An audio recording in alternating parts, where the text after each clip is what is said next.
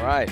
Welcome, everybody, to another episode of For Your Ears Only, which is a private podcast created exclusively for you, for Wiss & Company clients.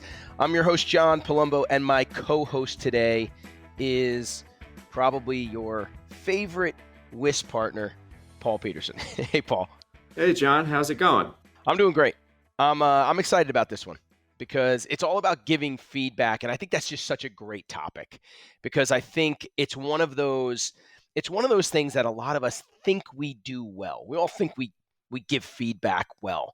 But if we actually got some feedback about how we give feedback, we might find out that we don't do it as well as we might think. It's also a skill that's very relevant to everybody listening, to company leaders who obviously have to give feedback to lots of different people, including direct reports and employees, which is pretty much the type of feedback we always think of. We always think of that top-down feedback. But there's other folks that leaders have to give feedback to as well, from clients, customers, to investors, maybe board members. And those situations can actually be a little bit trickier. But this skill even goes beyond leaders, because people at every level, in every role in an organization, need to give feedback, and they need to get comfortable doing it, whether it be giving feedback to their peers or giving that upward feedback to managers and bosses, and creating that culture where people are comfortable doing that. It's not all that easy. So I think there's a lot to this one, Paul. Oh, definitely. And I think it's funny that you said that it's a skill a lot of us think we do well, but we probably don't. And I think deep down, we all know that because we have been in situations where we've given someone feedback and it just didn't go well. I mean, Yep. you leave that meeting and it's like, oh my God, like what could I have done differently? What could I have done better? And I love that you brought up the idea of creating, a culture where giving feedback is comfortable. I'd even add encouraged, because you're right, it's not easy. So I think this is going to be a really it's going to be an eye-opening episode. Yeah, and I mean it's a perfect podcast topic, because there's a trick to giving feedback and creating that kind of culture, and we're lucky enough to have someone with us who can help us get better at it, and that's Jaime Potter. Hey, Jamie, thanks for coming on. Thanks for having me, guys. I appreciate it. Let's get into it. So in a way of a little bit of background about Jamie. He's the director of executive recruitment at Core Staffing, which is a staffing agency, which, as we can all probably guess, is a job that requires knowing the right way to give people feedback, for sure. Jamie also earned his PhD from Wharton in organizational behavior and worked on talent-focused products, assessments, and data sets at McKinsey.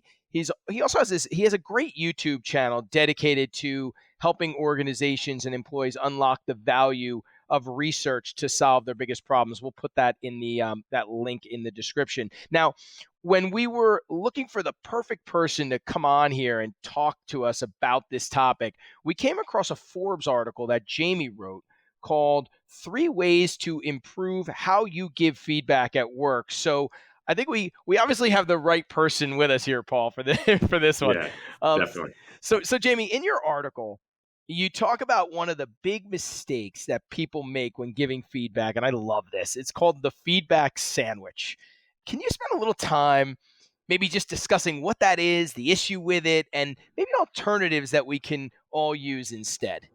Yeah, so the feedback sandwich is a great one that we probably all know about in one way or another, either because we've read about it way back, we've had it happen to us, we've maybe used it on someone else if we're a CEO or a founder, or even maybe we've seen it on TV, made fun of, or in the media in some way. And it's kind of an interesting one because it falls under this broader category that I'm going to call, I don't know if this is a term, sort of pop management, of just like, this is something that seems like a good thing to do, but has it really been thought about or really been studied? And so before we get into that, the idea of the feedback sandwich is pretty simple and straightforward. It's that we have to give negative feedback quite a bit in organizations, unfortunately, and negative feedback doesn't always feel that great for the receiver. It feels pretty bad. So how can I make that process go over more smoothly? How can I make it hurt less for the receiver? And the solution, which is the feedback sandwich, kind of makes sense, right? It's that take the negative feedback, and if you sandwich it between two pieces of positive feedback, it actually works better. It makes it hurt less, right? It's, again, a very, as many pop management ideas are, it's a very intuitive one. So in practice, what does this look like? So I get brought in for a feedback session. Hey, Jamie, thanks for coming in for this session. This is great. Hey, I want to start off by saying you've been doing really well here. People seem to respect you and you're hitting the ground running. So that's awesome. I did want to say, though, that people have mentioned that you seem to kind of disregard deadlines at times, and some of your work has been pretty sloppy of late. In fact, actually, that recent report you did that you gave to the finance team, I actually heard from them. It just really wasn't up to par with our organizational standards. So, but listen, you're doing a great job here, and I think overall you're on a really good track. You sound like Paul. Yeah. I've had many conversations like that. So you can already kind of see the issue here, right? I had this little positive feedback on each side. That's the sandwich, or that's the bread in this case, to keep the analogy going. But if you're paying really close attention, you can kind of see part of the problem. And that's that, well, the positive feedback on either end, the bread, was very high level and pretty general. Hey, you're doing a great job. Nice job. Yeah. The negative feedback was really specific. It was a specific project. It was a specific team that was unhappy with you. And if we're calling this the feedback sandwich, it almost feels like we got this double meat in the middle of it. We went to Subway and we got the double meat. We got a little extra. We were feeling extra hungry, but there's just Wonder Bread on the outside. Just this airy nothing on the outside, but we're filling the middle with this really deep, intense negative feedback. So, well, the idea is great. In practice, not really a great sandwich, right? Because that positive is just too high level. And also in the process, it hasn't really accomplished the goal that was intended, right? Which is to soften the blow of that negative feedback. Still, when I hear that example, it still feels pretty damning and pretty threatening if I don't fix this quickly, even though you said, hey, you're on a great track here. So when we get to the research, actually, it gets more specific here. So this is actually awesome study in the Journal of Organizational Behavior Management that looks at this empirically in the laboratory. And what this study does, it compares the various permutations of feedback giving, not only the sandwich, which is positive, negative, positive, but also positive, positive, negative, or negative, positive, positive. What's the best order to give this in?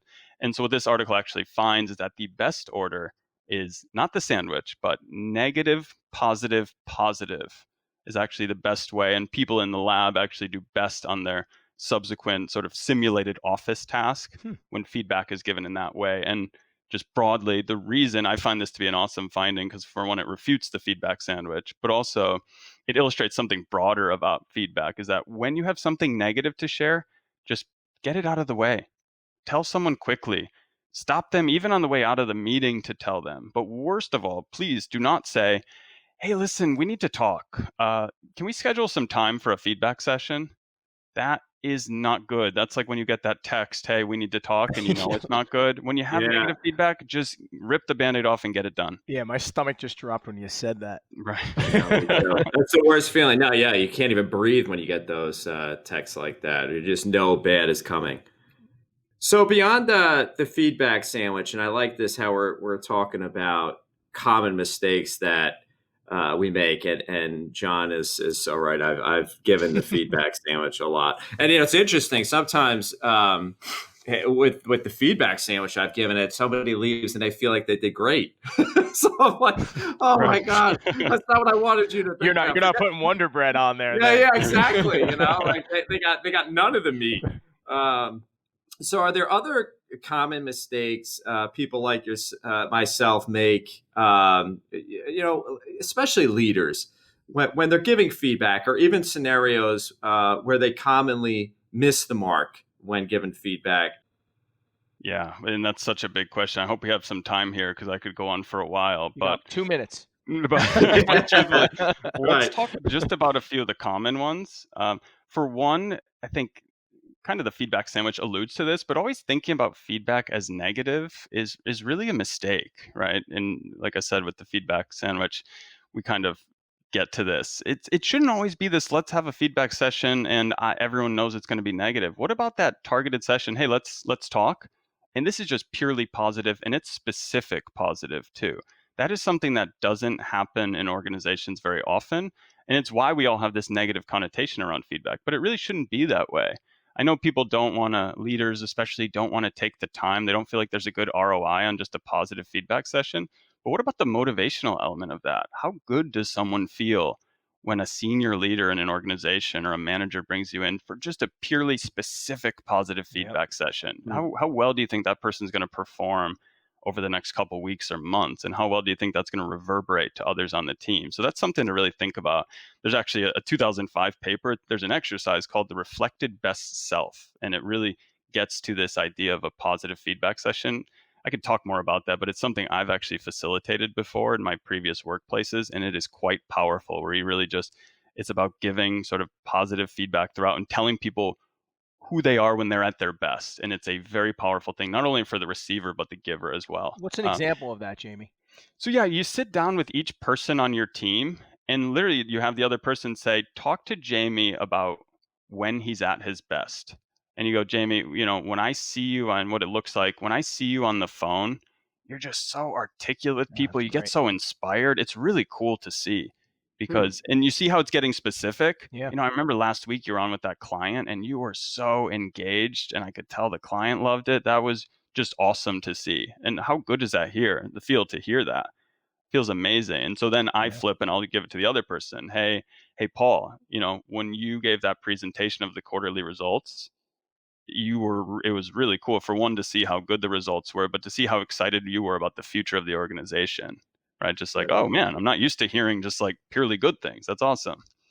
So that's a really cool exercise. Happy to chat more about it, but a really positive, cool one that flips feedback on its head. It's not always negative, but positive too. And it kind of moves away from the sandwich altogether, right? I mean, it kind of just is all positive. Yeah, it does. Absolutely. You don't have to sort of mix it into each meeting. Like each time you go in, you don't know if this is going to be more, hey, here's a specific negative thing, or hey, here's a specific positive thing. It's kind of just feedback becomes just a more neutral thing where I'm just going to hear about what has happened over the past week. Sometimes it's going to be really positive. Sometimes it's going to be more negative. But another thing with feedback, though, is, and which doesn't often happen, is it should be a two-way street. It really should be a dialogue. And by that, I don't mean that we should switch and give feedback to the other, especially if it's a senior leader giving feedback to someone. I mean, though, bring the receiver of the feedback into the conversation, because it's not going to work to say, hey, I'm the CEO, I'm going to give you feedback, then give some to me, right? Because, it's just not conducive to that. The person's already nervous. And it's just sensitive in general to give feedback upwards. But what I mean instead is, don't just throw feedback at someone. Here's 3 things. Okay, bye. See you later. But let them talk about stuff too. Let the receiver bring them into the conversation. Ask them questions. Hey, were they aware this was something they weren't doing well? Have they tried to fix it before? Is something holding them back in general? How can I be helpful as a leader? The process of turning it into a dialogue is really beneficial, in terms of, for one, removing the threat element of feedback, which is the biggest thing that gets in the way of actually making it useful. People feel so threatened that they don't even hear what you say, much less be able to fix it on the way out of there. So turn it more into this sort of coaching session, or even change the name of it. Let's have a feedback session. Let's have a coaching session. It's going to be a dialogue. Right. And when you talk about that and you give them, you could actually say, hey, look, here are some approaches or things to work on and you can do. And it gives you a goal as well. Exactly. And that gets to my third and final point here, is that there's this distinction between what I will call evaluative feedback and we'll say corrective feedback or coaching. Evaluative feedback is just telling someone they're doing poorly. And that's what feedback often looks like. You're not doing this well. Okay, bye. See you in 6 months. Coaching is adding on the element of how can you fix that? And again, the important part of this, it removes a lot of the threat of hearing that I'm not doing well, because I see a path forward to fix it. Right. In fact, it can, in the best case, be actually exciting to hear, because like, ooh, I see how I can fix this. And I can't wait for the next session where I go, wow, I gave you that feedback and that coaching and now you're doing really well. That's great. I love that idea too, of just renaming it. Yeah, it's one of those things in management that feels like, oh, great, we're going to have this session about renaming. This is silly. But actually, when it's renamed, it does over time. Maybe there's some jokes initially. Oh, the feedback session's now called coaching. Paul Toberthal, isn't this funny? But over time, you actually, it starts to permeate the organization, where it's like, oh, I'm having that coaching session with Paul. And before people know it, it doesn't feel like, oh, feedback. You'd be like, oh, coaching session. That's going to be helpful. Yeah, and I would say right now, if you think about it, and for the leaders who are listening, I mean, if they said, "Hey, we're going to have a feedback session," I'm going to assume 99% of the time their employees are going to say, "This is not going to be good. Not good. This is negative." Yeah. But if they start to even do what you said, which is start to have maybe an equal, whatever the ratio is of negative feedback sessions and positive feedback sessions, or feedback sandwich sessions, it takes a lot of the intimidation and hesitation out of it as well, because it could be a good one. Exactly. And then again, going back to the naming, it's not even a negative feedback session. Yeah. This is a coaching session. Yeah. This is going to be great. I'm going to get better from this. That's great. So, Jamie, the audience for this podcast is primarily made up of CEOs. We have founders and leaders of companies on here. So they're probably most familiar with situations where they're giving feedback to people who report to them or who work for them, right? Mm-hmm. So in other words, they give a lot of top-down feedback, but there are times when they might find themselves in a tricky position. Maybe even someone that they report to, for a lack of a better way to put it. I think a great example is the situation that, there's a conversation that's needed with a client, or maybe it's even an investor. So are there different approaches or strategies than the ones that we've been discussing to consider when it comes to giving feedback in this type of scenario? Yeah, and this is a really interesting one because as a CEO, you're talking to so many different people, and oftentimes it can feel like you're at the top of the chain, but really you're talking to the board of directors who could fire you, you're talking to investors, you're talking to all these different groups who actually you're subordinate to, and actually can be a pretty tricky spot. So my best example of this, so when I was at McKinsey and Company previously, the consulting firm, I saw kind of two groups of partners or senior partners. And it was kind of interesting how they communicated with clients in this case. The one is sort of the instinct and the common one, which is I'm going to subordinate to them, right? I'm going to give feedback. And when I do to a client of, like, let's say you weren't on time with the deliverable and it's hurting us, I do it in this very light touch way. And I use a lot of hedging words.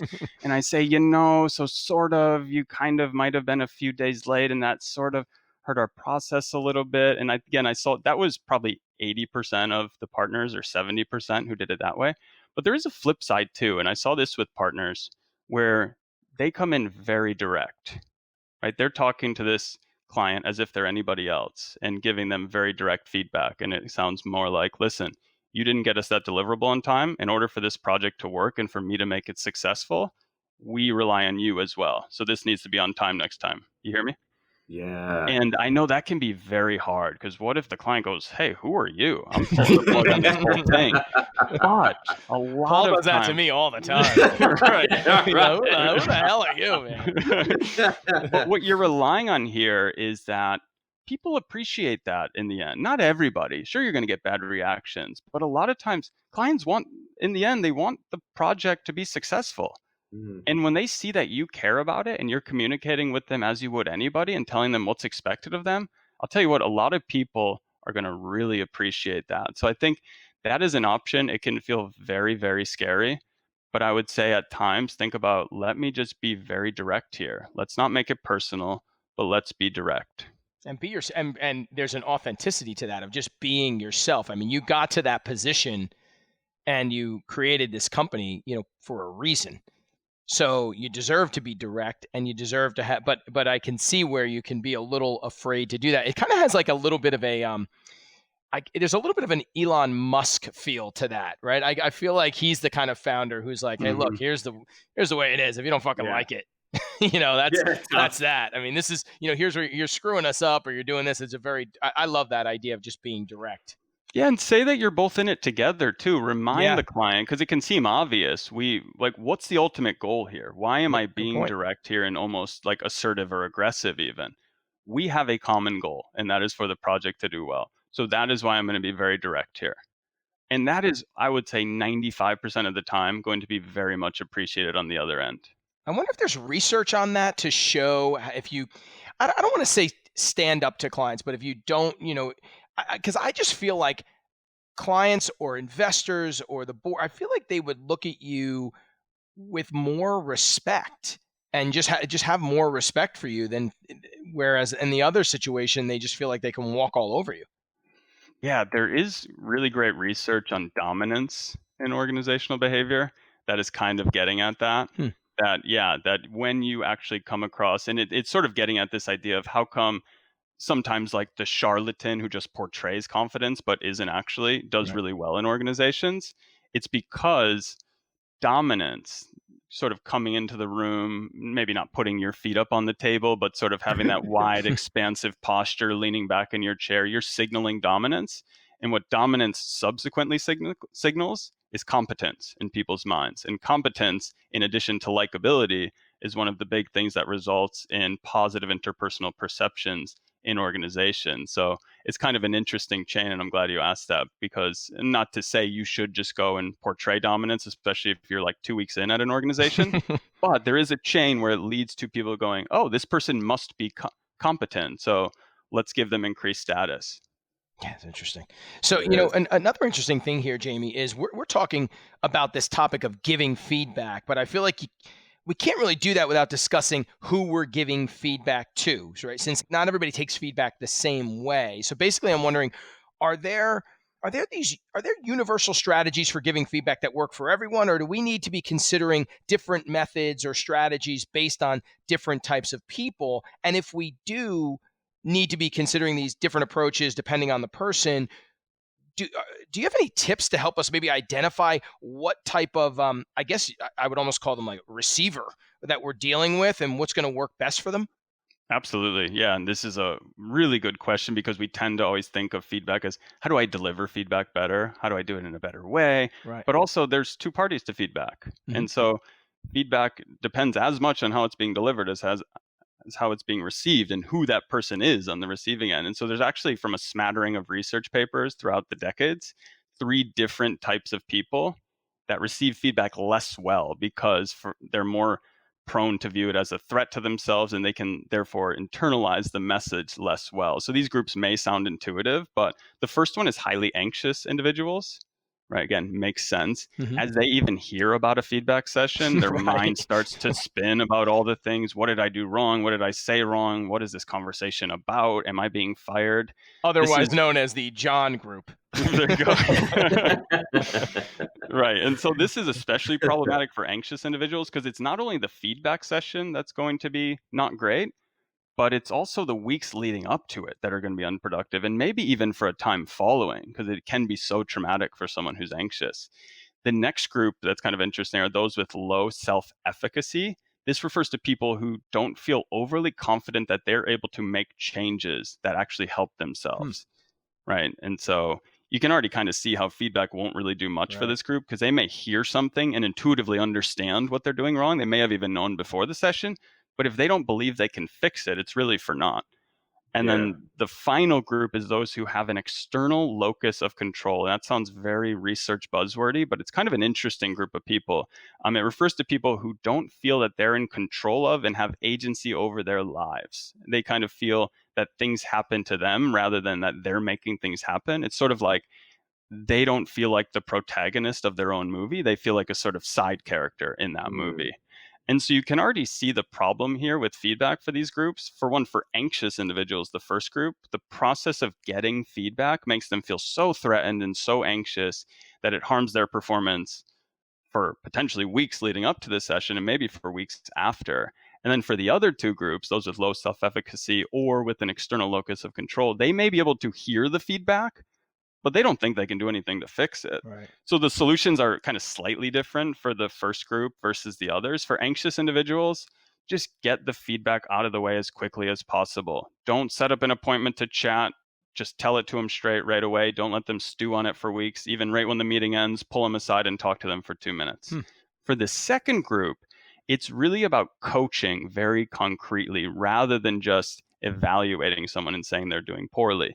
Give them very concrete little steps to take to move forward because again they can't they don't think they can make things happen, so just give them small steps and keep after them to follow up on progress, ask questions, see how they're doing. It can be a lot of work, but that's the best way to do it with those groups. And that could work. That's interesting because and you talked about both of those things earlier as well. And I think I love the idea of the quick feedback for those anxious folks, but also at the same time, if you do start to reframe and reposition feedback sessions to coaching sessions, it could help them as well, I assume, because right, they're not looking at it as they're not probably not getting as anxious about it.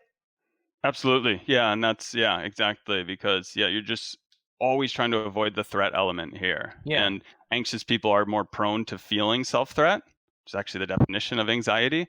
But yes, if you can reframe it in some way, they'll probably still see through, even if it's called a coaching session, that, oh, this is actually feedback. Oh, no, I'm nervous. But over time is how the change happens. There's a shift in culture where actually they start to realize, oh, I've been to these before. And they really are coaching sessions where I'm going to get steps to take going forward that will actually help me be better. And it does make sense doing it quickly after a meeting or whatever. There's no preparation. There's no time. There's almost no time to be anxious. I mean, I find myself, I have social anxiety, but if I think about going to a wedding, I'll never go to that wedding. But if somebody throws me into a social situation, I'm pretty much fine. I feel like it's the same thing. Sink or swim. The coaching is interesting as well for those other people because once again, it just kind of gives them that roadmap to get there, and they start to look at it as, hey, you know what? Maybe I can become a main character in my movie, I guess. And the cool thing is it broadens to their life in general. I know we're talking about work, but once they have self-efficacy at work, like, oh, wait, I can actually get better at things. Yeah. That starts to blend over into their life, and they go, oh, I can improve things in my life as well, which is really cool. Yeah. Hey, Jamie, a lot of leaders want feedback from the people in their organization. I mean, they'll all say it too, like, oh, give me feedback. You hear that so much. In other words, they want employees, even the most junior level ones, to provide this, I guess what's called upward feedback. But I mean, come on, man. Look, most employees, they're really not going to approach their boss or their manager or even their CEO for that matter and give them feedback that they really want to give because look, it's uncomfortable, it's intimidating as hell. So how can a company leader, like the folks listening, create the kind of culture where employees do feel comfortable giving them feedback? You're right that there is an instinct. People are not just prone to do this. Hey, I want to go give Paul some feedback on how he's been doing as CEO lately. It rarely happens. It is not an instinct for an entry-level employee. But what's cool in the research for the past 20 years especially is that there are organizations that open this up more. And there's actually this topic in the literature called psychological safety, which was popularized by Amy Edmondson at Harvard Business School in an initial 1999 academic paper. But then she's written a slew of subsequent popular press work. It's arguably the most popular topic ever in the organizational literature. And psychological safety is defined as a shared belief that the team environment that I'm in, or the organizational environment, is one that's safe for interpersonal risk taking. Again, very buzzwordy, jargony, but in other words, this means that I feel safe that I can share negative feedback, or more commonly, psychological safety is I can share a mistake I made. Let's say I'm a nurse and I gave the wrong medication. The best thing to happen is that I tell people about that. I don't try to hide it.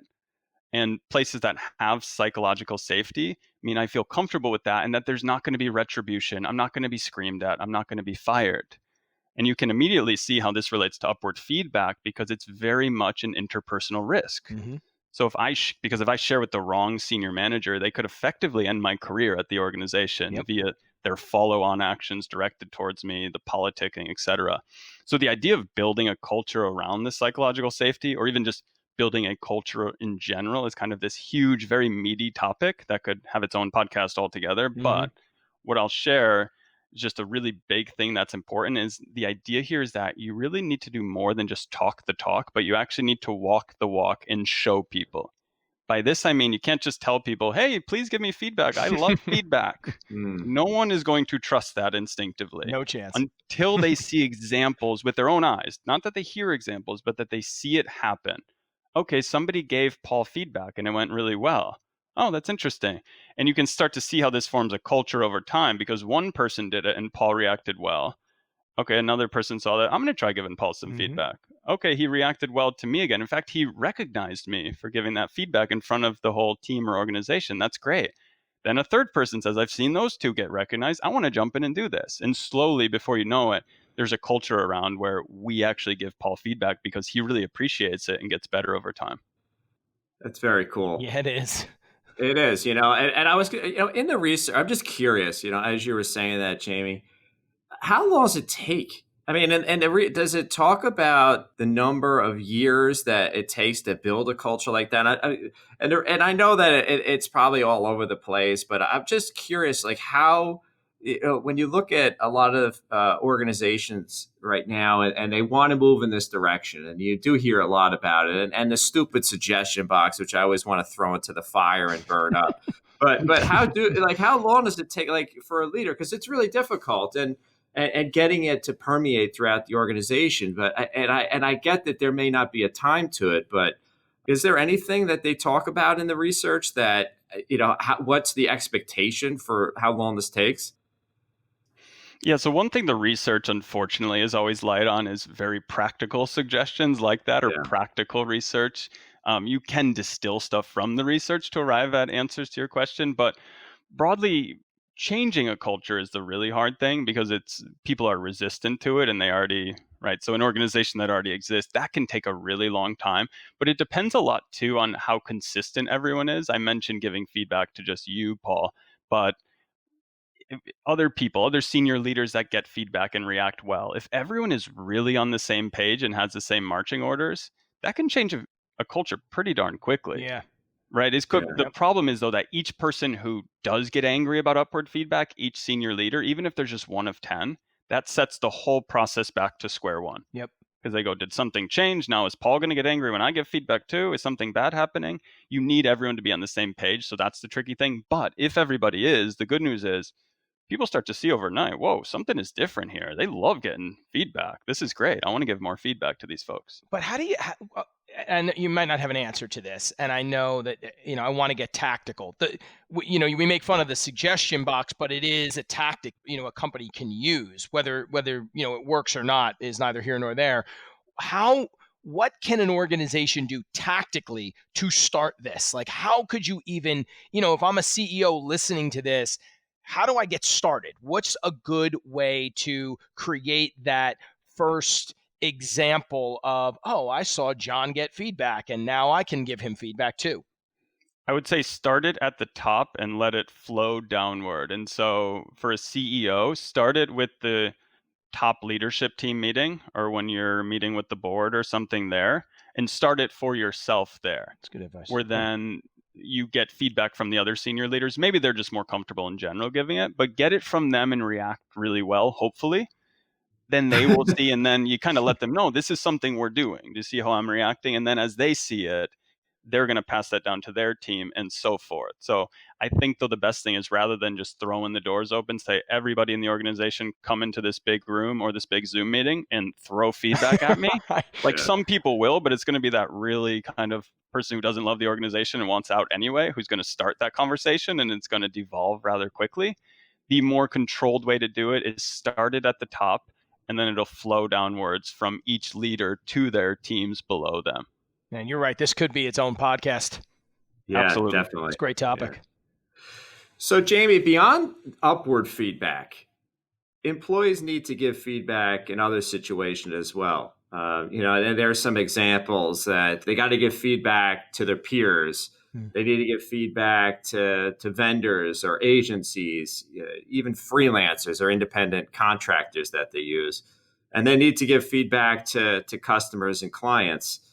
So, giving feedback isn't just a skill that company leaders need to get better at. It's one that it's really important for everyone at every level inside an organization that needs to build and hone on. And with that in mind, how can the leaders who are listening to this help everyone inside the organization get better at this skill? Absolutely. And I hate to give a cliche answer here, but as you mentioned, this is a skill. Feedback giving is a skill. It's something that we happen to be, like public speaking, nervous about. But with any skill you want to get better at and get less nervous about, you practice, and then you practice, and you practice some more.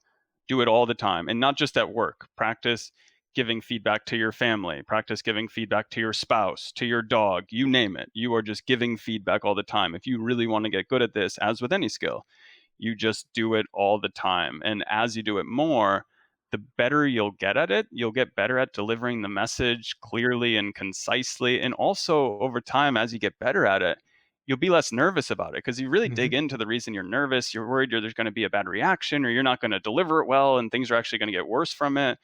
The more you practice and the better you get at it, over time, you're going to be far less nervous.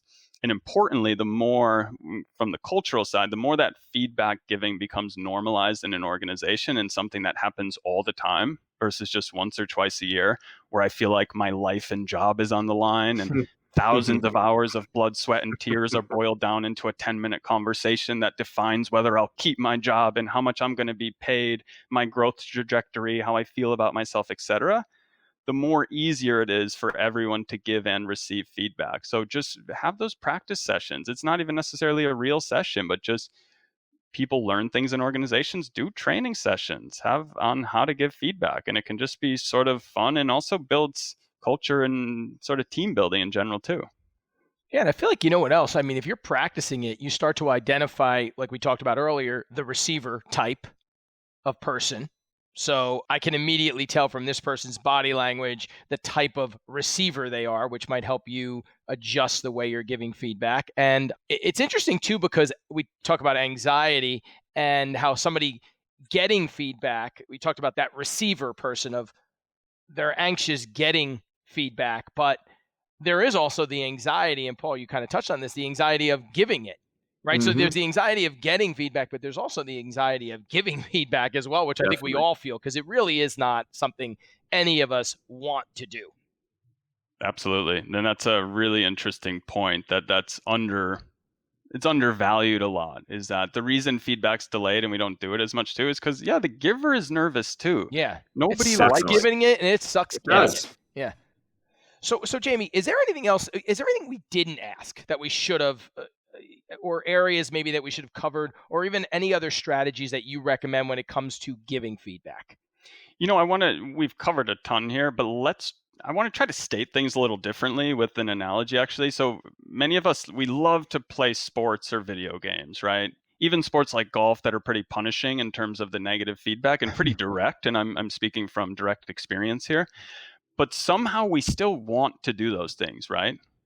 At least usually you want to play golf again after a bad session. But in fact, we choose to do these things. We want to do them in our free time. We choose to play that game where we consistently see game over screen because we did something wrong. That's negative feedback. But yet somehow we keep coming back to it through this negative feedback. And the main reason for this, that brings us back to organizations, is that in sports or in video games, I get quick feedback. And I'm able to fix it quickly too. I'm able to see the results of I got the feedback and I did better next time. And that actually turns feedback from something where I'm really nervous because I don't know if I can fix it and I don't know if I'm going to be able to fix it for 6 months to I'm excited because I'm going to fix this tomorrow. I'm going to fix this 2 hours from now in my next meeting. Very cool. Imagine if you played a video game where you didn't hear if you won or lost for 6 months. No one would play that, right? Yeah. But this makes me excited in general, this analogy, because it shows me that there is actually a path to making feedback a fun process. And I hate to get too wishy-washy here, but it can be a fun thing where I just feel like this is a challenge in front of me and this feels sort of like a game or gamified in some way. It's not a trivial process, of course, to make this happen at work, but it's definitely possible. And it relies specifically on feedback being far more frequent and it also feeling like something that I can actually change or fix or get better at before I get more feedback after this. Yeah, it's like that, and that coaching piece comes back in too. So you kind of, to put it in almost like a real world business setting, it's like, hey, you give them the immediate feedback. Like, let's say they come out of a meeting and they screwed something up and it's, hey, look, you messed this up, but here's how we can fix it. So it's sort of like the game over. But at the same time, you've given them the steps to fix it, and let's fix it tomorrow in our next meeting. So you have that immediate chance of fixing it, which could be, like you said, a little bit more fun, more of a challenge than something that's really kind of debilitating. Exactly. Yep. And the more that happens too, the more culture is built around that. And the more people then get excited. I see I can fix it. And now I'm actually excited to get feedback because I view it as a fun challenge that I'm going to fix tomorrow. Yeah, that's a great analogy. Yeah. Yeah, I love that whole game over thing. So, Jamie, before we have our game over here, We talked about a lot of great things here today, including some really helpful strategies like avoiding the negative, the feedback sandwich, to having feedback sessions more regularly and not making them all about negative feedback, to upward feedback and so on, right? But I'd love to sum it up for everybody listening by having you give us key bullets or takeaways that we need to keep in mind in order to create a culture for giving feedback. Yeah, so I love acronyms, and everyone in organizations loves Yeah. acronyms. So let's Mhm. talk about what I created is the FAIR feedback process. That's FAIR. So the first part of this is the F. It means to focus on the task, not the person. Because when, in all times with feedback, you're trying to avoid that threat to the person. But if you focus more on the task, you avoid what's called this threat rigidity response. That threat rigidity is this idea from the 1980s in the organizational literature that when I feel personally threatened, I sort of lock up cognitively. I can't make changes. I can't even hear as well. I can't even listen as well. You avoid that by not saying, you did this wrong, but this task was not completed up to our standards. Yes, you're still sort of implicated in that, but it's a broader thing. Like nobody did well in this, and here's how to fix it going forward. So focus on the task, not the person. The A is assess the true reason someone isn't performing well. Remember, feedback is mostly letting someone know something that they didn't know. So it's most helpful to give feedback when someone isn't aware of something, and that's the reason that they're performing badly, rather than they don't understand how to do something or they're just not motivated because of some broader issue in their life. But the point here is that before you give feedback, try to determine in one way or another, maybe that's a survey or just getting to know someone over time, what is the true reason for their underperformance or the mistakes they're making.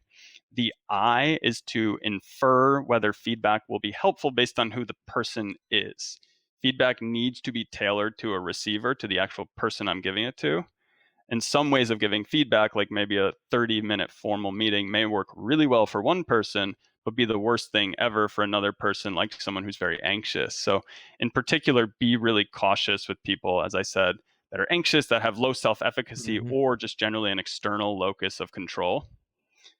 And finally, the R stands for revisit frequently. Please, please, please don't give feedback once or twice a year. This is probably the biggest issue in Yeah, general with our current feedback model. When it's given once a year, it doesn't feel connected to the work I've been doing over time. It feels inaccurate because my whole year of ups and downs and positives and negatives is encapsulated in this very short 10-minute discussion. And it makes people even more nervous because it feels like they won't be able to fix things and feel efficacious again for at least 6 months until the next session. So always follow and think about this FAIR feedback process. That's a big one for you too, Paul. That last one.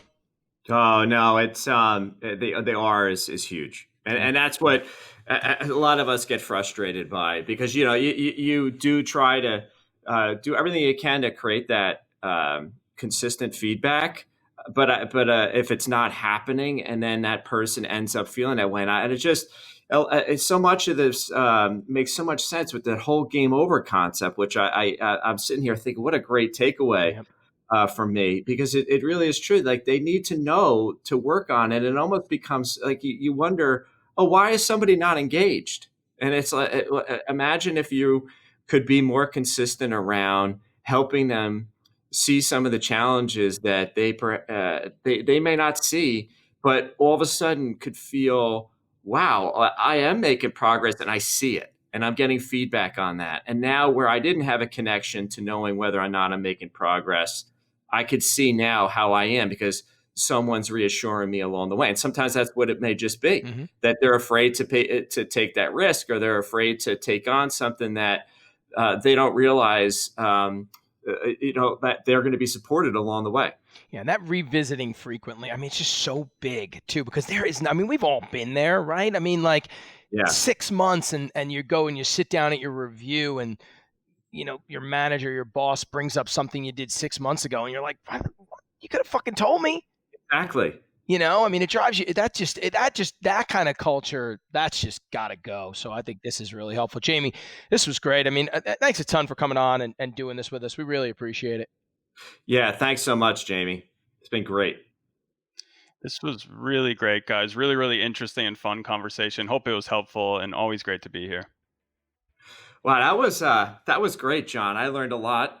Personally, a lot of takeaways for me, and I guarantee the clients listening did as well. Yeah, I love this. And for all of you out there listening, I mean, in the spirit of this topic, we'd love your feedback on this episode. So please use that star rating and rate the episode, and feel free to use the comments section and let us know what you thought about the episode. And even feel free to post some of the maybe effective feedback approaches that you and your organization use. I mean, the more inspiration we all have around this topic, the better. And as always, thanks so much for listening, and keep an ear out for the next episode.